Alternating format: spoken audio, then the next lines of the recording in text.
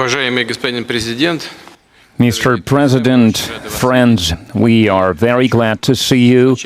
And first of all, I would like to thank you once again for making this decision to participate in the commemorative events to honor the 80th anniversary of the victory in the... Thank you very much. Congratulations, Mr. President. I hope I pronounced my felicitation properly.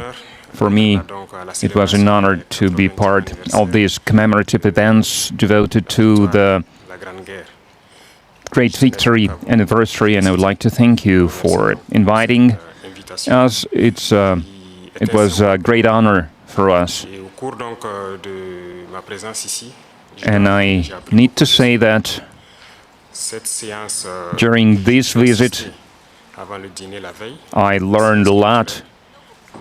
I learned a lot about culture, about history, that laid the foundation of the resistance of the Russian people, of its struggle. I learned of sacrifices your people made, and due to these sacrifices, we are free now. And I would like to thank you once again for this invitation, and this meeting allows us to think about what's happening in the world today and to think about the prospects as well.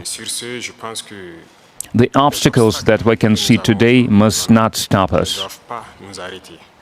These obstacles, in some way, they are even an advantage, because despite all the sanctions that were imposed on the Russian Federation by many states, Russia is still holding the leading position internationally, and we understand this, we understand how difficult it is.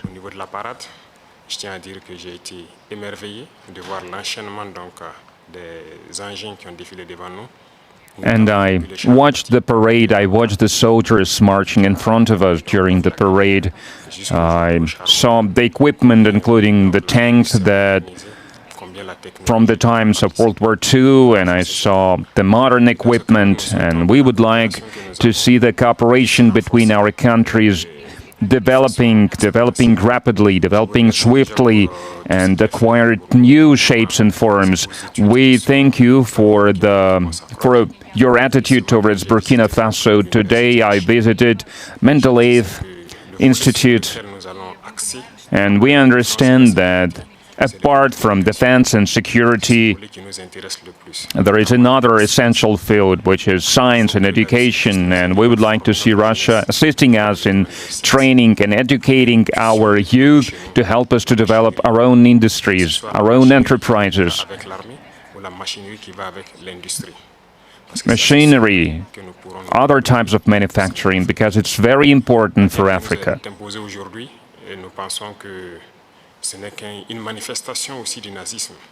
We believe that terrorism that we can see today is a legacy of imperialism, and that's something that we fight against. If we put an end to this war, if we have a strong army, then we can develop our motherland. This is why we continue to fight. That is why we have this struggle. That's why it's important to train personnel, to educate people. In Africa, Africa needs a lot when it comes to equipment, when it comes to technology and machinery, and there are a lot of expectations in this regard. And that's why we still need to do a lot, we need to work a lot, and we would like to request an assistant, and the most important thing you can help with is this exchanges, transfers of technology, exchange of experience. We need to understand how we can use the experience and the know-how that Russian universities have, and how we can spread it to Burkina Faso, how we can open branches of the Russian universities and Burkina Faso to be more efficient in the way we educate our people, our citizens. This is the essential task that we are faced with. We would like to see Burkina Faso developing, and we would like to see students coming to us to learn. to learn various sciences. We can see great young people in the Russian Federation. Among them, there are a lot of researchers, young scientists, and we would like to learn from you. And another important area is military. We have a lot of projects in the field of defense. Great patriotic war. I remember our constructive and useful conversation back in 2023 when you visited our country for the first time to participate in the Russia-Africa Summit in St. Petersburg. This time, your visit to Russia to celebrate the 80th anniversary of the victory is a great symbol, and it reflects the friendly character of relations between Burkina Faso and Russia. And I would like to mention your contribution, your country's contribution to defeating German Nazism and its allies. Some 30,000 Burkinabe fought with the anti-Hitler coalition forces under the guidance, under the leadership of legendary Frenchman Charles de Gaulle.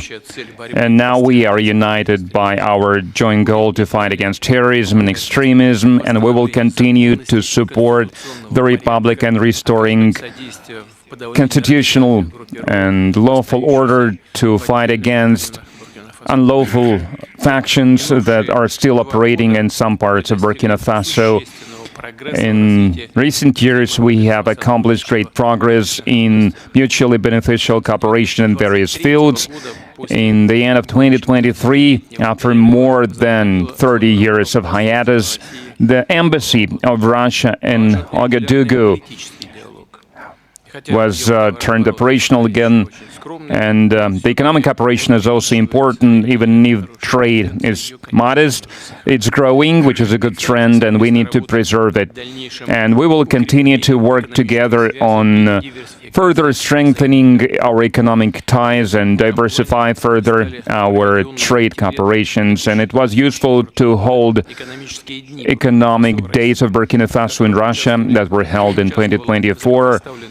And it was attended by the high-level Burkinabe delegation led by the Deputy Prime Minister, and we are working now on establishing intergovernmental commission. We have already established a working group to look into that matter, and we will continue to support your country in training personnel in 2024 and in 2025.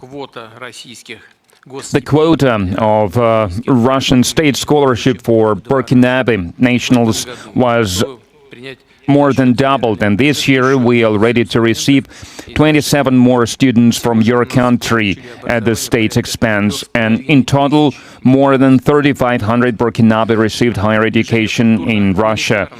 Cultural and humanitarian ties also play an important part, and it is assisted by the Russian House that is operating in Ouagadougou since 2024. In particular, they are teaching Russian language there. There is a great potential in cooperation in the field of healthcare and sanitary regulations. Recently, on April 24-25, Madam Popova visited Ouagadougou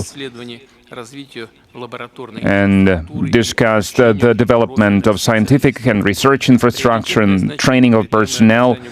We also prioritize humanitarian support for Burkina Faso. Last year, we allocated 25,000 tons of wheat free of charge, and this month we are going to send a large supply of other food products to Ouagadougou. We appreciate the support from Burkina Faso and many international platforms, including the UN and other multilateral platforms. A useful format of cooperation is the consultations between Russia and Sahel States Confederation. April this year, such a session was held in Moscow with foreign ministers. There are good prospects in many areas, and we will have a chance to discuss some of them today. Thank you for your attention.